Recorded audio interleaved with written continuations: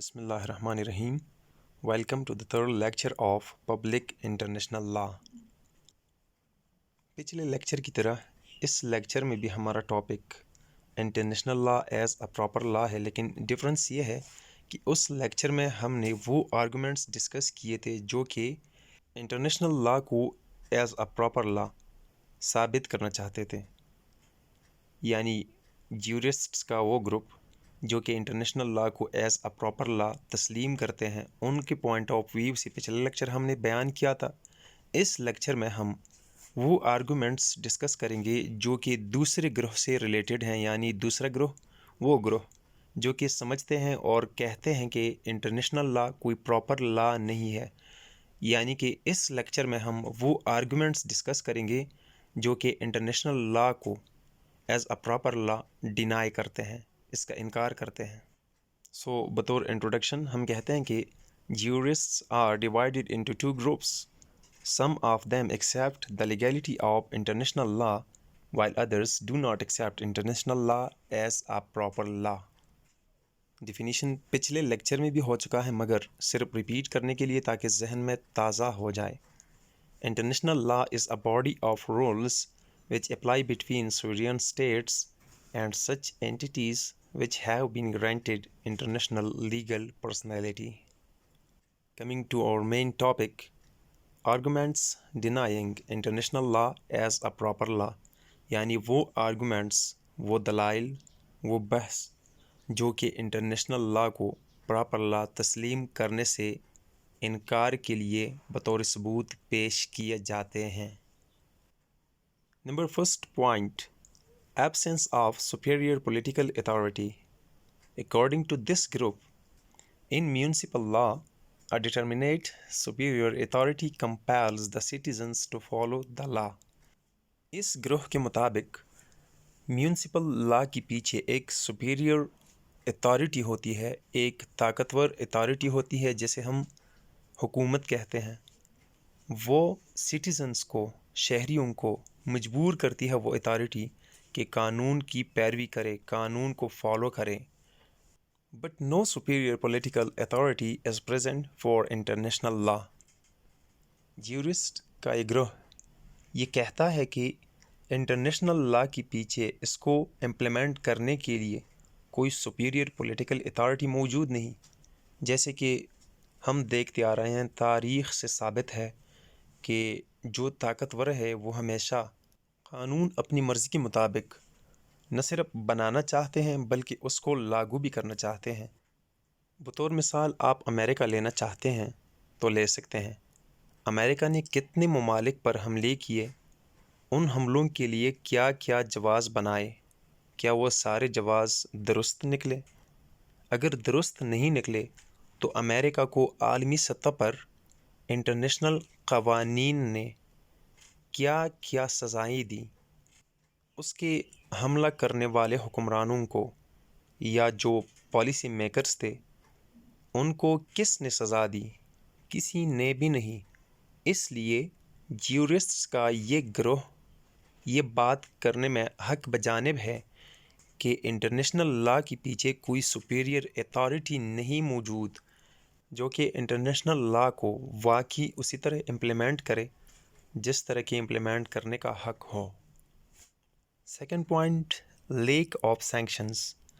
International law lakes sanctions which according to this group is necessary for a law. Sanctions यानी कानून, कायदा, तरतीब, उसूल. इंटरनेशनल लॉ के पीछे कोई ख़ास कानून, कोई ख़ास तरतीब, कोई ख़ास उसूल मौजूद नहीं. इस ग्रुप के मुताबिक सैंक्शंस का होना लॉ को एज़ अ प्रॉपर लॉ साबित करने के लिए लाजिम है. बतौर मिसाल हम ले सकते हैं, जौहरी हथियार दुनिया के कई ममालिक ने तैयार किए, उनके लिए अलहदा से कवानीन थे और ईरान के ख़िलाफ़ सिर्फ इल्ज़ाम था कि वो जौहरी हथियार तैयार कर रहा है, उनके लिए अलहदा से कवानीन वज़ा किए गए. तो इससे पता चलता है कि इंटरनेशनल लॉ में कोई ख़ास कायदा, कोई ख़ास कानून मौजूद नहीं जिसके मुताबिक सब को यकसां तौर पर ट्रीट किया जा सके, जबकि कानून को واقعی حقیقی طور پر قانون ثابت کرنے کے لیے اس میں یونیفارمٹی ہونی چاہیے، اور انٹرنیشنل لا یونیفارمٹی سینکشنز سے بالکل عاری ہے، بالکل خالی ہے۔ Next point, no executive power. International law lacks executive power which may enforce the decisions of the treaties۔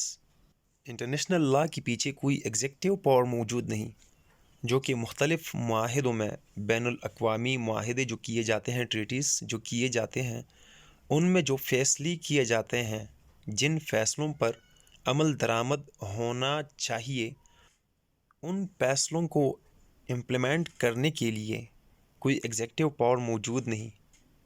جیسے کہ پاکستان انڈیا کے درمیان مختلف معاہدے کیے جاتے ہیں اور پھر توڑے جاتے ہیں، معاہدوں پر معاہدے اور پھر ان کی خلاف ورزی۔ جیسے LOC پہ ہم دیکھتے ہیں کہ مسلسل دونوں طرف سے شدید گولہ باری کی جاتی ہے اور پھر معاہدہ کیا جاتا ہے۔ ان معاہدوں کو مستقل طور پر امپلیمنٹ کرنے کے لیے کوئی ایگزیکٹو پاور انٹرنیشنل سطح پر موجود نہیں، اس لیے یہ گروپ کہتا ہے کہ انٹرنیشنل لا پراپر لا نہیں ہے۔ Next point, no powerful potent judiciary. International law lacks powerful and potent judiciary.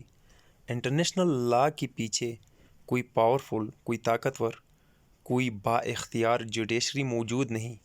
The power of International Court of Justice are very limited۔